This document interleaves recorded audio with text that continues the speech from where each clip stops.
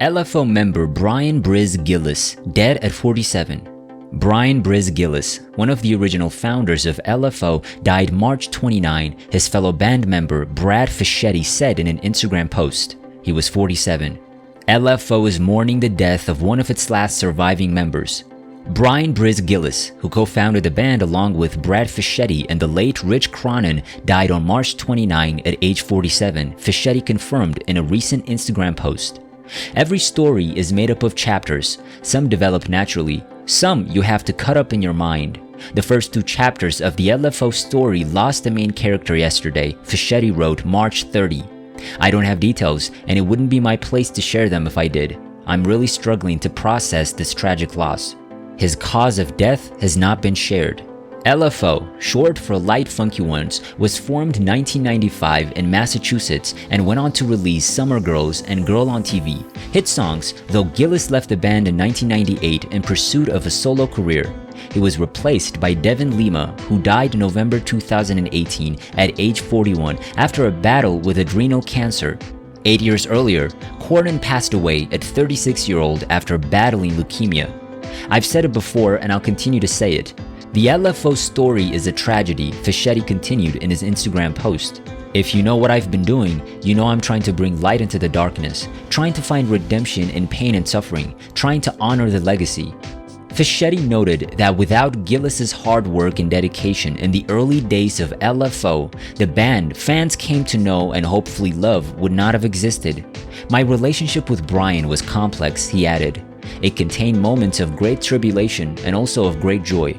I learned a lot from him about the business of music and how to put together and rock a show. And it's those positive aspects of our relationship that I will lean on now and forever. And Fischetti will always remember Gillis, as well as his former bandmates, for their love of music. I know that soon, or maybe already, Brizz will be greeted by Rich and Devin, Fischetti said, and I hope that together they'll make some sweet sounds. I would really like that. Origins and Gillis's departure, 1995 to 1998. In 1995, New Bedford, Massachusetts, Rich Cronin and Brad Fischetti met Brian Brizz Gillis. LFO had marginal success with the remake of the Yvonne Elliman song If I Can't Have You, which missed the top 40, reaching number 54 on the UK singles chart.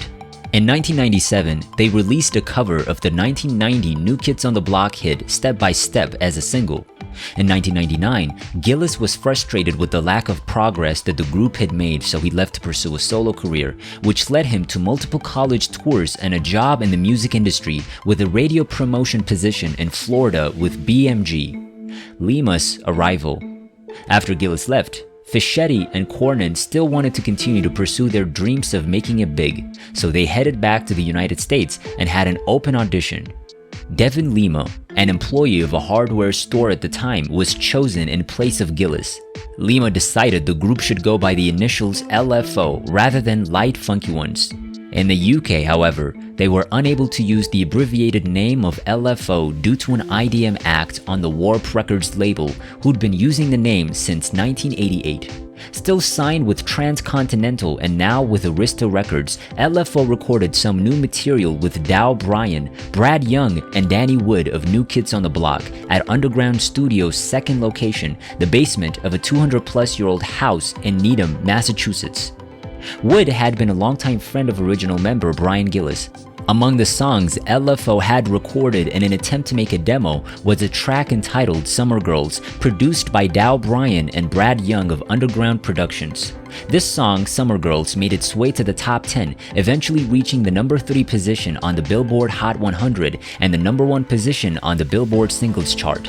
New York City radio station Z100, WHTZ 100.3 FM MHZ also helped LFO's popularity through frequent promotion and airings of the song Summer Girls before the song's national top 10 status. Self-titled debut album. Their debut album, LFO, sold over 2.5 million copies worldwide, with 2 top 10 hits on the Billboard Hot 100, Summer Girls and Girl on TV.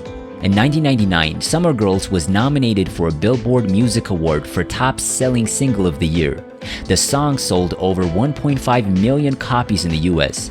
The song itself contained numerous non sequiturs such as "You're the best girl that I ever did see," The Great Larry Bird Jersey 33, and Fell Deep in Love, But Now We Ain't Speaking, Michael J. Fox was Alex P. Keaton.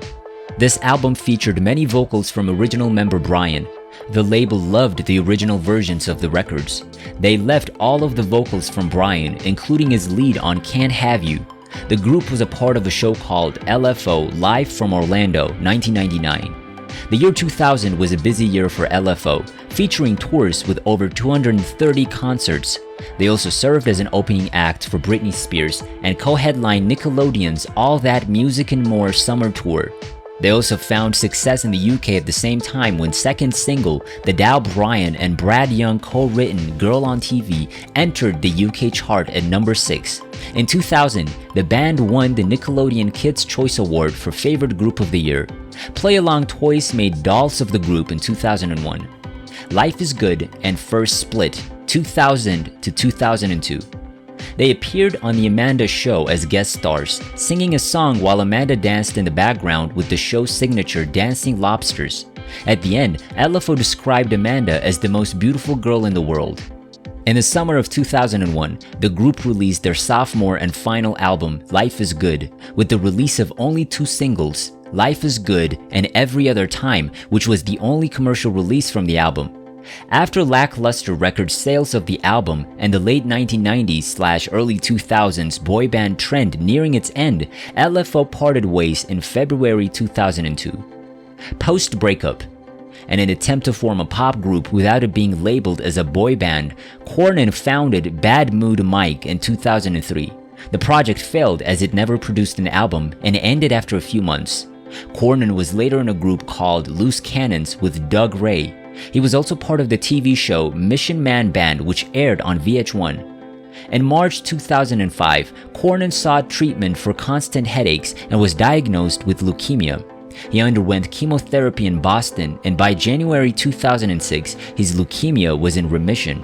In 2008, Cornyn launched his first solo studio album entitled Billion Dollar Sound.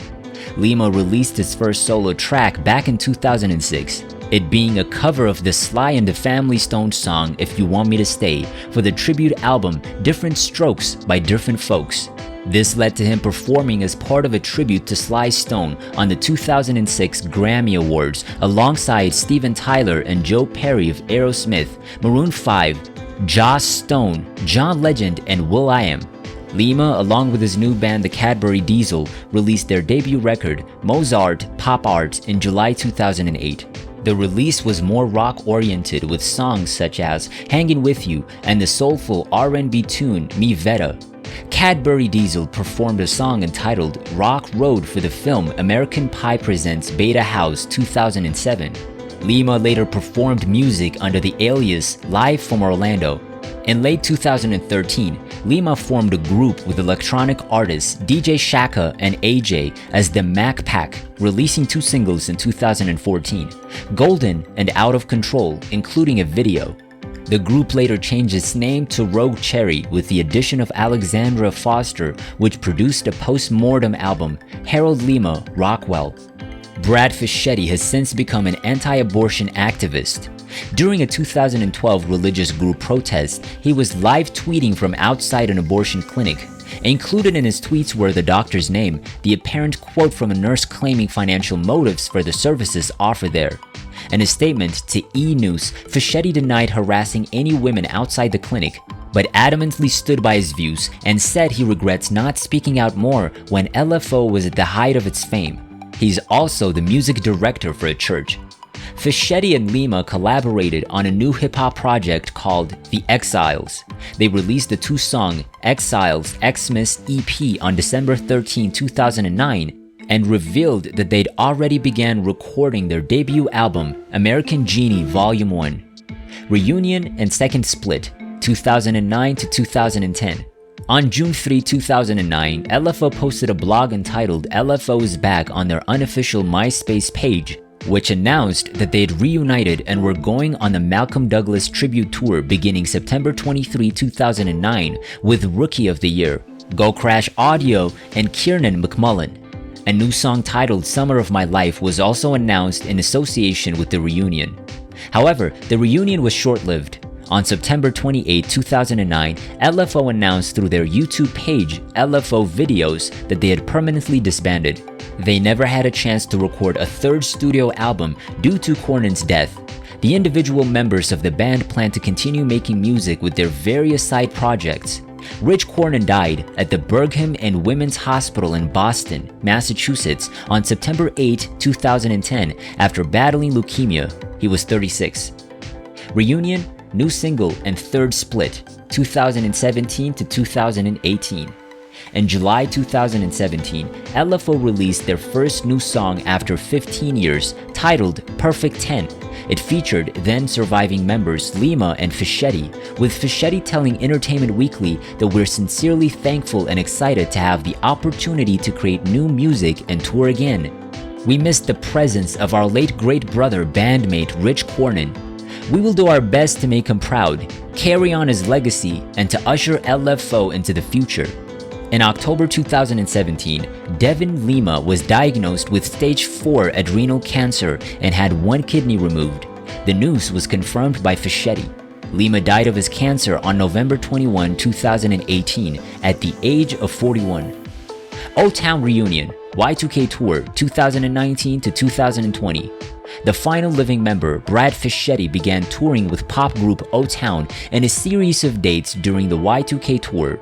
He performed LFO songs in memory of Cornyn and Lima and vowed to keep the LFO legacy alive.